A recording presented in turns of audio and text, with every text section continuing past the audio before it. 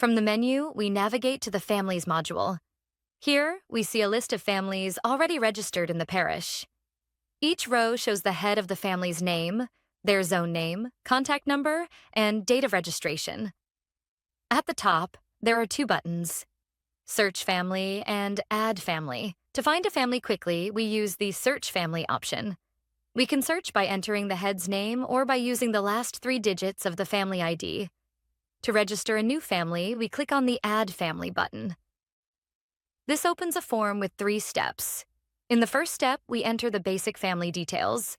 Select the zone name and then select the subzone name. The subzones are filtered automatically based on the selected zone. Next, we fill in the home parish and last parish details. Then, we provide the date of registration, average monthly contribution, and the family address. We make sure all the entered details are correct. In the second step, we enter the details of the head of the family. We begin with their name.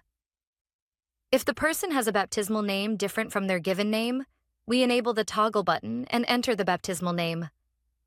Then we fill out the father's and mother's names for the head of the family. We enter the date of birth, gender, blood group, occupation, marital status, and any remarks for the head of the family. The date of birth of the head of the family must show they are at least 18 years old. In the third step, we provide the contact details of the head of the family, such as phone number and email address. After reviewing all entries, we click Save to register the family. This is how we view, search, and add families in One In Trinity.